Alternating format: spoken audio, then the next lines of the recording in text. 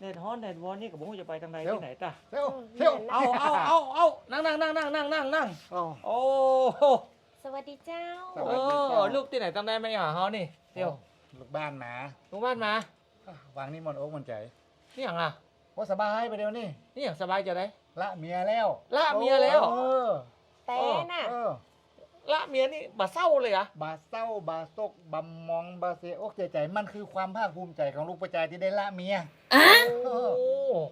มันเป็นความภาคภูมิใจเลยมั้งเหรอ แม่นแล้วก็ดีใจที่สุดในชีวิตของลูกประจาย เอาขนาดนั้นเลยครับ เมียนี่นะถ้ามันได้ดีก็ดีกะ เออ เซลล์ก็หันเมียฆ่าแล้วขี้จมขี้แก่งขี้ดาขี้ใจอยู่ไปกับไม่หมวนอย่าง เออ ละแห่เลย เออ เออ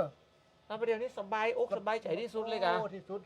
เหมือนยกเป็นของว่ายกภูเขาออกจากอก อ๋อ ชีวิตมันพอไปได้มันสดใสสดชื่นกินข้าวลำกินน้ำลงไปตั้งได้ก็ม่วน อืม ไอการมีเมียนี่มันคือมีตุ๊กที่สุดของชีวิตลูกกระจายที่หัว อ๋อ พอแฮเป็นตัวอย่างนี่ปะโทเมียนี่เดี๋ยวนี้หาม่วนอกม่วนใจ อยู่ตั้งได้ห้าก็ยิ้มยังมีความสุข เออค่อยไปไหนก็ไป ไม่ต้องกลัวภัยกล้องหาไปกินเหล้าตัวเจ้ามุมต้องกลัวภัยโทษด้วยหาปิกบ้านกี่โมงก็ได้จะไปไหนก็ได้ไปเอี่ยวปิกเดินกลางคืนไทยก็ติ้มว่า น้องมีเมียกะคิดว่า เออ ยิงหู้อยู่เมียฮะโทษด้วยหาติ๊กติ๊กจมูกจะฝูงผมได้ไปหา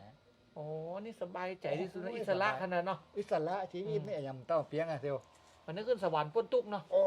มันยิ่งกว่าสวรรค์ก่อน อ๋อ เออ โอเค เดี๋ยวข้าจะไปกัน โอ้ยอย่ามาฟังแต่ ไป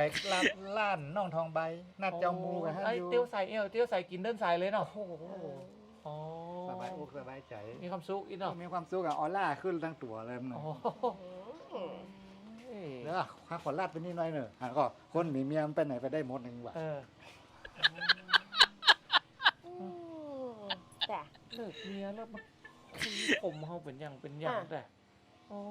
แต่ก่อนนี่อยู่ที่ไหนแปลงหน้าอมตุกเหงาซกกกหน้ามืดหน้าดำก่ำเศร้าเอ้ยเดี๋ยวหาละเมียได้มาได้นะ ให้ไปคุยข่มหิงผ่องแหมมันไปถูกต้องอย่างไรเธอแม่นก็ถ้าเมียแล้วมาคุยข่มเขาเป็นอย่างวันหน้านะ ถ้าข้าละเมียได้มาได้นะให้ไปคุยทับมันพ่อง ไผ ฮะ ข้าไปไผ เมีย มึงจะละหาได้จะได้ โอ้ เนี่ยได้ละกันบัดเดียวเนี่ย มึงคิดว่ามึงจะละหาได้ เออ ตายกันไปข้างหนึ่งว่า โอ้ เจ้นตายปุ่นล่ะ ใจเย็นกันตัว เออ เฮาลงบะละแตก็ได้บ่เนี่ยหมอก เนี่ยได หมอกสร้างภาพแล้วก็คือข้าไปข่มมันเนี่ย เนี่ยไดอ่ะสร้างภาพจะได้อ่ะ หมอกเฮาลองแยกกันอยู่อีบ่ แยกกันอยู่ เออ อ๋อได้กะ แยกกันได้เหรอ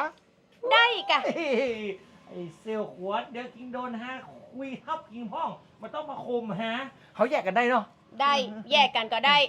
แยกกันได้ตัว แต่คิงไปอยู่ไปเหี่ยวหาจะไปอยู่คอก ไปเกลือข้าวหมู อ้า